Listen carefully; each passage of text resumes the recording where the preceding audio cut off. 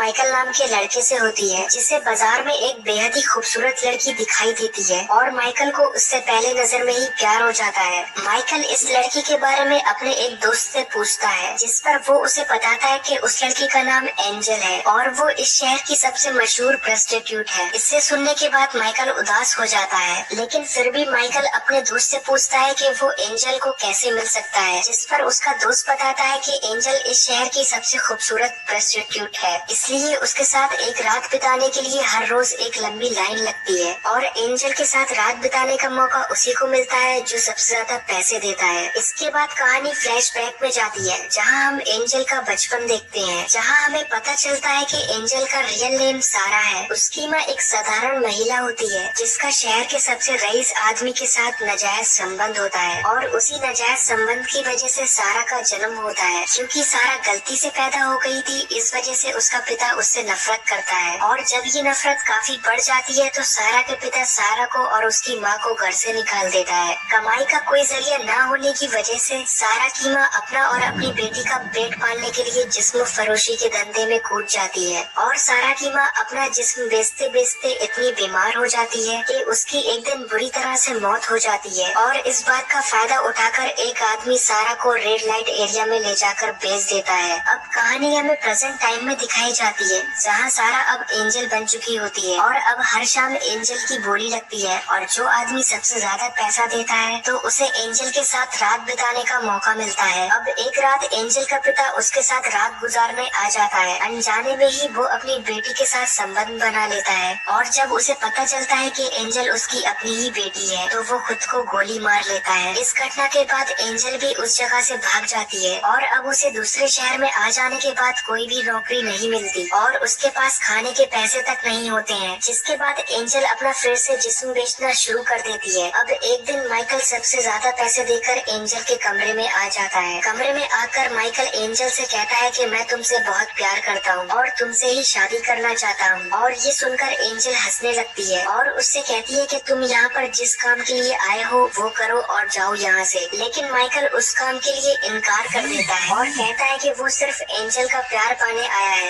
Angel को ये सारी बातें काफी अजीब लगती हैं, जिसके बाद वो माइकल को वहाँ से जाने के लिए कह देती है। अगले दिन माइकल फिर से एंजल के पास आता है और वो एंजल से कहता है कि वो उसकी मदद करना चाहता है और उससे शादी करना चाहता है, लेकिन एंजल माइकल की बातों पर यकीन नहीं करती क्योंकि एंजल अभी तक जितने भी मर्दों से मिली है उन्होंने सिर्फ उसके जिस्म का फायदा उठाया है। कुछ दिनों बाद माइकल फिर से एंजल के पास आता है और माइकल फिर से एंजल से कहता है कि मैं तुमसे शादी करना चाहता हूँ, तुम मेरे साथ चलो, मैं तुम्हारी सारी जरूरतें पूरी करूँगा और आज के बाद तुम्हें अपना जिस्म बेचने की जरूरत नहीं पड़ेगी। लेकिन एंजल को ये सारी बातें बकवास लगती हैं और वो माइकल से कहती है कि अगर तुम मेरे साथ संबंध बनाना चाहती हो तो बनाओ, वरना निकलो यहाँ से। लेकिन माइकल कहता है कि शादी से पहले वो उसके साथ संबंध नहीं बनाएगा। माइकल से पीछे छुड़ाने के लिए एंजल माइकल से कहती है कि तुम जैसा एक साधारण किसान मेरा कभी भी दिल नहीं जीत सकता। इसे सुनने के बाद माइकल नम आंखें कर कर वहाँ से चला जाता है। अब एक रात एंजल के पास एक जल्लाद इंसान आ जाता है जो एंजल के साथ जबरदस्ती संबंध बनाता है और उसे काफी ज्यादा मारता है। उसी रात माइकल को ऐसा लगता है कि एंजल की जान खतरे में है और वो अगले दिन ही एंजल को देखने के लिए एंजल के पास पहुंच जाता है, जहां पर उसे एंजल की हालत देखकर काफी दुख होता है। और अब माइकल एंजल को वहां से लेकर अपने गांव चला जाता है और अपने घर लाने के बाद वो एंजल का काफी ध्यान रखता है और माइकल का ऐसा प्यार देखकर एंजल हैरान रह जाती है और एंजल सोचती है कि माइकल जैसा अच्छा इंसान एक अच्छी लड़की डिजर्व करता है, ना कि मेरी जैसी प्रोस्टिट्यूट। कुछ दिनों के बाद माइकल के घर पर माइकल का भाई पॉल आता है और माइकल एंजल को अपनी पत्नी के रूप में पॉल से मिलवाता है। एंजल को यहाँ देखकर पॉल हैरान हो जाता है क्योंकि वो पहले से ही जानता है कि एंजल एक प्रोस्टिट्यूट है। माइकल के घर से जाने के बाद पॉल एंजल से कहता है कि तुम माइकल के लायक नहीं हो और ये बात एंजल के मन में घूमती रहती है और अब एंजल को लगता है कि उसकी वजह से माइकल की जिंदगी खराब हो जाएगी। जिसके बाद वो पॉल के साथ शहर वापस लौट जाती है और वापस लौटते समय पॉल एंजल के साथ जबरदस्ती संबंध बनाता है। इसके बाद देखते देखते 3 साल बीत जाते हैं और माइकल अभी भी एंजल की यादों में जी रहा होता है। एक दिन जब पॉल शहर से गुजर रहा होता है तो वो एंजल को एक स्कूल में देखता है। दरअसल एंजल ने अब जिस्म फरोशी का धंधा छोड़ दिया था और अब एंजल जिस्म फरोशी के धंधे में फंसी लड़कियों को बचाने और उन्हें पढ़ाने का काम करती है। एंजल एंजल को देखकर पॉल अब उससे उसने जो किया उसके लिए माफी मांगता है और माइकल के पास ले जाने को कहता है, जिस पर एंजल कहती है कि माइकल एक अच्छी लड़की के साथ रहना डिजर्व करता है,